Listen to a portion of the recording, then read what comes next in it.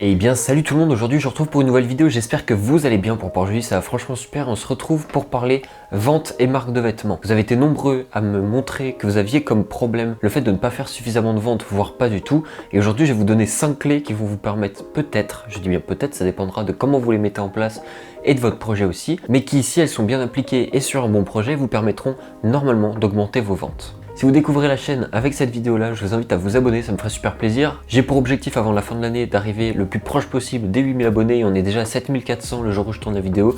Je vous en remercierai jamais assez. Donc je vous invite à rejoindre l'aventure pour découvrir le travail présent sur cette chaîne. On va rentrer maintenant tout de suite dans le vif du sujet et on va commencer par le premier point qui pour moi est un essentiel à ne surtout pas contourner. De toute manière, quand il s'agit du client, c'est toujours un élément qu'il faut bien garder en tête et qu'il faut bien travailler.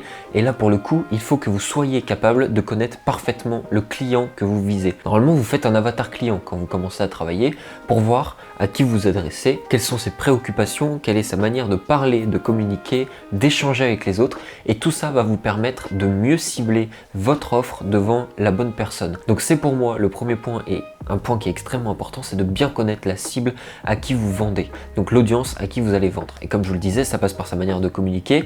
Donc vous, ça va vous permettre de voir comment est-ce que vous travaillez les messages que vous communiquez à ces gens-là. Ça va être dans leur âge. Donc leur âge, qu'est-ce qui leur plaît aujourd'hui, qu'est-ce qui fait qu'ils vibrent pour quelque chose. Par exemple, des jeunes, il y a quelques temps en arrière, ça aurait été du Fortnite, trouver un truc autour de ça par exemple. C'est l'exemple le plus cliché que j'ai trouvé. Mais je sais au moins que ça parlera à tout le monde. Donc pour ce premier point, une dernière fois, je vous invite vraiment à faire attention à la clientèle que vous visez. Le deuxième point va être toujours aussi centré sur le client parce que c'est extrêmement important. Le truc le plus important, ça va être d'écouter absolument les feedbacks que vous allez recevoir sur votre produit ou sur vos produits bien sûr.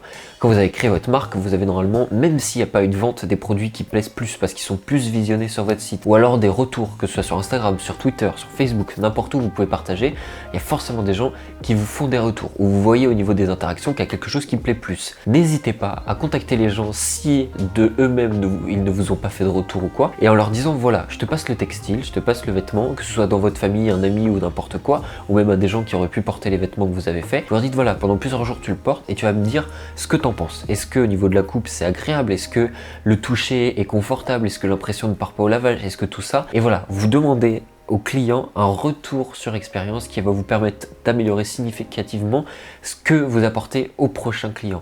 Et c'est avec ça que les gens vont généralement recommander parce qu'ils savent qu'ils ont une bonne qualité derrière, que vous êtes à l'écoute, que vous allez répondre à leurs demandes et qu'ils vont avoir une fois acheté un produit qui correspond à 100% à leurs demandes. Maintenant on va passer au troisième point, je vous en parle très souvent et c'est pas pour rien, c'est l'expérience sur votre site qui doit être irréprochable. Je vais reprendre l'exemple que j'avais déjà utilisé précédemment, mais quand vous rentrez dans une boutique, un magasin et que vous circulez dedans et que le magasin est bien fait, que tout est bien organisé, que vous avez envie de vous balader dedans en fait simplement, ça va être bien plus intéressant pour vous et ça va vous donner cette envie d'acheter parce que vous vous sentez bien dans le magasin, parce que vous trouvez des produits qui sont agréables et la manière dont c'est agencé, la manière dont les vêtements sont mis en avant vous plaisent. Et bien c'est exactement la même chose sur votre site. Imaginez-vous que votre site c'est simplement votre boutique physique sur laquelle vous vendez. Comment est-ce que les gens vont se balader sur votre site? Qu'est-ce que vous voulez leur faire apprendre?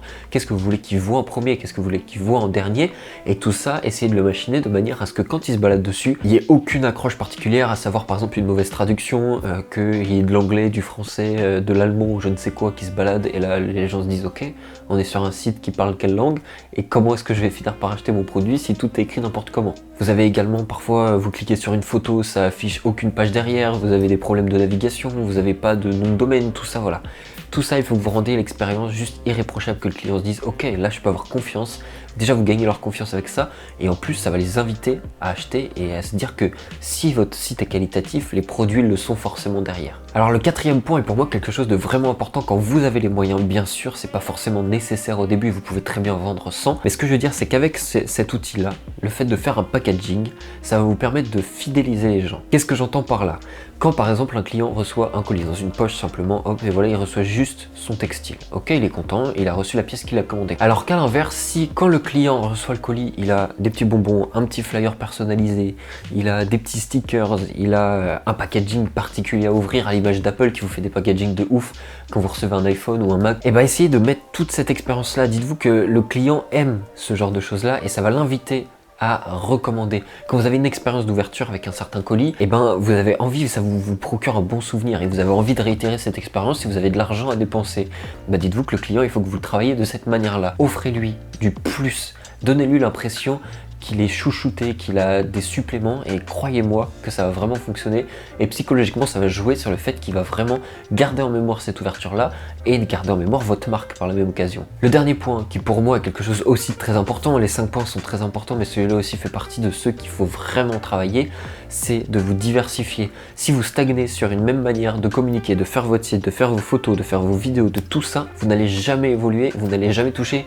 un public différent, et du moins vous n'allez jamais réussir à fidéliser la clientèle que vous avez, dans le sens où vous arrivez toujours avec le même contenu. Si au contraire vous proposez des vêtements différents, des textiles différents, des photos différentes, des vidéos différentes, tout ça et des évolutions au niveau du site, les gens vont avoir des choses à découvrir à chaque fois et ça va être palpitant de se dire ok, le site là il a fermé pendant une semaine par exemple, il y a eu du travail dessus, voilà qu'est-ce que je vais redécouvrir dessus, l'affichage des photos, les textes, les vidéos qui sont placées dessus, etc. Découvrir un nouveau magasin, comme quand physiquement il réagence un magasin, réagencez votre site, réagencez votre manière de communiquer sur les réseaux sociaux. Voilà, c'est tout ça à travailler de manière à ce que les gens ne s'ennuient jamais avec ce que vous leur proposez et qu'ils aient envie de découvrir et de redécouvrir peut-être en rachetant vos produits. Sur ce, j'espère que cette vidéo qui vous aura intéressé, j'espère que ce seront des conseils que si vous les appliquez, vous aideront sérieusement à augmenter vos ventes. Quoi qu'il arrive, je vous retrouve demain à la même heure à 18 h pour une nouvelle vidéo. Jusque là, portez-vous bien.